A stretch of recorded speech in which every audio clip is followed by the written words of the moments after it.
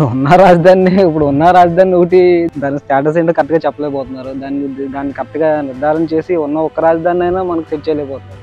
అలాంటిది ఇంకా 3 రాజధానులు అంటే మూడో రాజధాని గురించి, రెండో రాజధాని గురించి నేనైతే మాట్లాడలేనండి.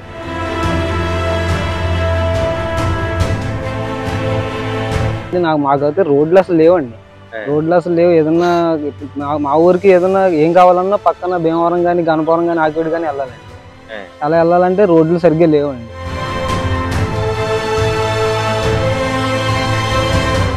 ప్రతిపక్ష పాదయాత్రను అడ్డుకోవడంపై మీ అభిప్రాయం ఏంటండి? ఇప్పుడు ఎవరు ఈ మన రాష్ట్రం కానీ, మన దేశం కానీ ఏదైనా సరే నేను ఇది చేయగలను ఎవరైనా ముందుకు రావడం సహజం అండి. అడ్డుకోవడం అనేది కరెక్ట్ కాదని నా ఉద్దేశం.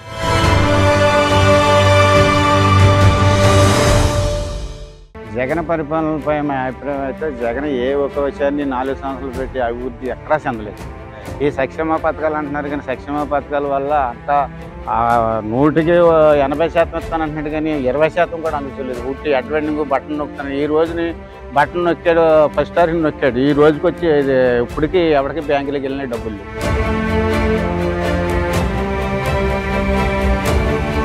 రాష్ట్రంలో 3 జోన్లు అన్నప్పుడు వాళ్ళు జగన్ గారు ప్రతిపక్షంగా ఉన్నప్పుడు రాజధాని ఇక్కడ కడతాం, అమరావతి రైతులు 29 మంది ఇచ్చారు, దీనికి ఇలా చేద్దామని ఇంకా చాలదు 5 ఎకరాలు చేసి అభివృద్ధి చెందామని చెప్పాడు. దానికి ఇవాళ వచ్చి ఎన్నుపోటు పొడిచి ఈ అమరావతి రైతుల మీద కూడా పాదయాత్ర మీద కూడా ఉత్పాదం పాది అడ్డుకొని ఈ నానా రకాలుగా ఇబ్బంది పెట్టి 3 రాజధానులు అంటే ఇది తప్పించుకుంటా తప్ప 3 రాజధానులు అనేది చేయలేడు.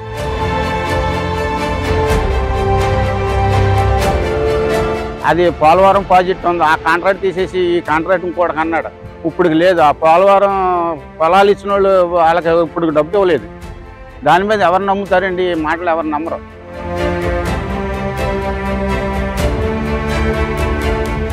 జగన్ గారి పరిపాలన అంటే అసలు ఇన్ని ప్రభుత్వాలు వచ్చినాయి కానీ ఇంత నియంత్ర పరిపాలన ఎక్కడ చూడలేదు సార్.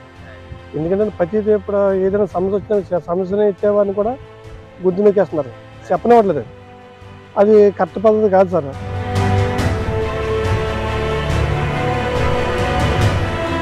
రాజధాని అంటున్నారు, ఉన్నది రాజధాని ఒకటి ఎక్కడైనా ఉన్నది ఒకటి రాజధాని ఉంటుందండి. ఒకటే డెవలప్ లేకుండా 3 రాజధానులు డెవలప్ చేస్తూ ఉంటారండి. ముందు ఒకటి అవ్వాలి మనకే.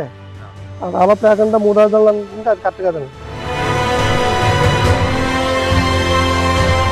అలాగే ఆక్వా రంగంలో ఉందంటే విద్యుత్ పద్ధతి కుదించడం, ఫీల్డ్లో నాణ్యత లేకపోవడం, సీడ్లో క్వాలిటీ లేకపోవడం, అన్ని రకాలుగా అందరూ కూడా ఇబ్బంది పడుతున్నారు సార్. అలాగే వరి ధాన్యం రైతులు ఉన్నారంటే సకాలంలో సొమ్ములు చెల్లించకపోవడం, ఇది ఎక్కడ ఇదివరకు ప్రభుత్వాలు ఉన్నాయి కానీ సార్ ఇది రైతు అన్నది రైతు సమస్యలు లేకుండా ఉన్నాయి. ఇప్పుడు వచ్చాక రైతు డబ్బులు చేసినప్పుడు చాలా ఇబ్బంది పడుతున్నారు సార్.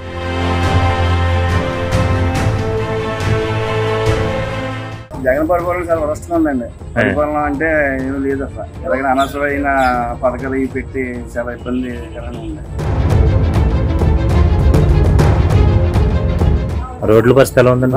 చాలా అద్భుతంగా ఉన్నాయండి రోడ్లు అద్భుతంగా ఉన్నాయండి. అసలు పరిపాలన అయితే బాగోలేదు.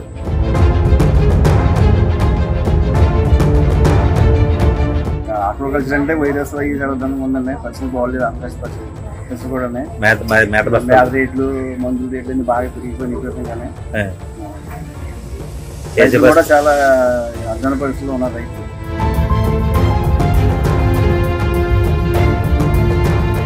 ఇప్పుడు కరెంట్ బిల్లు పెరిగిపోయింది, గ్యాస్ పెరిగిపోయింది, ఆయిల్ మామూలుగా వంట సరుకు ఆయిల్ పెరిగిపోయినాయి, అన్నీ పెరిగిపోయినాయి. సరైన వాళ్ళకి ఉద్యోగాలు లేవు. ఏదైనా కట్టుకుందామంటే చంద్రబాబు నాయుడు ఫ్రీగా ఇసుక ఇచ్చేవాడు. ఇప్పుడు ఇసుక కూడా రేటు చాలా దారుణంగా ఉన్నాయి.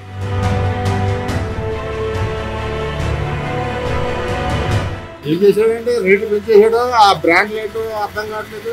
ఆ తాగిన వాళ్ళు చాలా మంది శ్మశానాలకు వెళ్ళిపోతున్నారు. ఏంటంటే ఏదో 60-70 గంటలు అది అంతా డిస్కౌంట్ బాబు. ఇదేం చెప్తారు, కాసేపు తాగి తర్వాత పొద్దున్న లేపుతున్నాడో లేదా శ్మశానాలకు వెళ్ళిపోతున్నాడో కూడా తెలుస్తున్నాడు.